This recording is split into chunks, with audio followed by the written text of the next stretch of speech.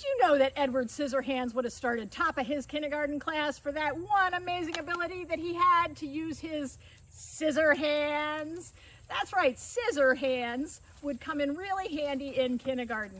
Hi, my name is Amy and I work in the Carroll County Public Library Children's Department, and today I'm going to show you how to help prepare your child for kindergarten by teaching them the scissor skills that they will need to use in kindergarten and beyond. So we're going to start with a pair of basic scissors. I'd recommend you start with scissors that have the small hole in the top and the large hole in the bottom. That way your child has more control with 3 fingers in the bottom. Some scissors have a small in top and small in bottom. They're much harder control because your child can only get 1 finger or maybe 2 in there at most. So start with a good pair of scissors.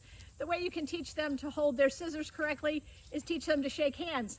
I know shaking hands is not a skill we're encouraging now, but you teach them to shake your hand at home, and as they reach out to shake your hand, that puts their hand in the correct grip to use with scissors. So they're going to bend those fingers a little bit, put the fingers right in those scissor holes, and they are ready to use those scissors and practice that up and down motion. If your child struggles with the up and down motion of the scissors, you can purchase a pair of scissors called loop scissors that have a loop around the back, and when your child squeezes, they will spring back. And again, that is if they're really struggling with the regular scissors, they can use these initially to strengthen their hands and make it easier to have the scissors open and close so they're not frustrated when they begin with regular scissors. Once they've mastered these and they've got the squeezing motion, then it is time to move back and work with these.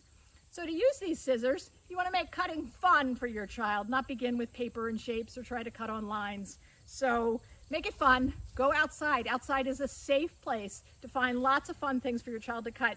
Sometimes parents are afraid to let children use scissors in their house initially because they're worried they're going to cut up things they don't want cut, like a sibling getting a haircut. So go outside and you can use what you find in your yard.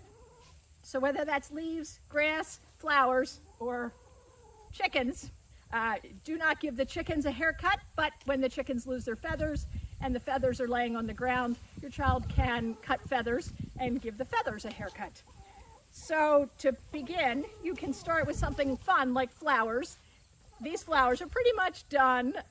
They are not pretty anymore, but you can cut off those spent blooms and the child can snip the flowers, the dead flowers off. In the summertime, they can do that when your flowers need to be deadheaded and they're looking a little straggly. Use the scissors and cut off those blossoms that aren't looking so wonderful.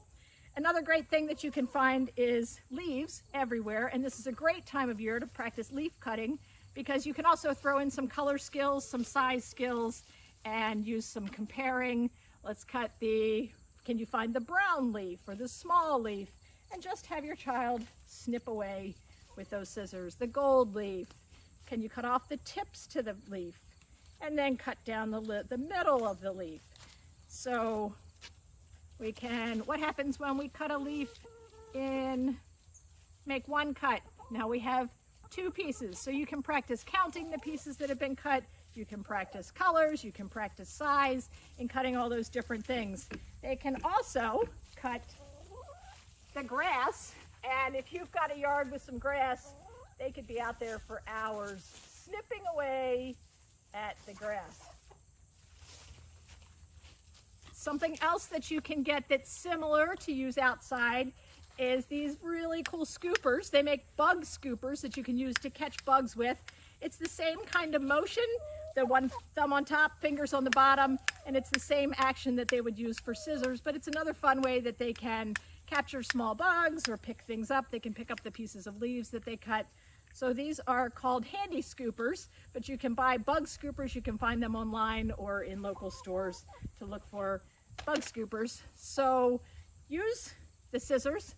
Outdoors is a fun way to teach your child cutting skills. Practice that. It is a challenging fine motor skill when children first begin to use the scissors, to get those scissors to go up and down and then to be able to cut things.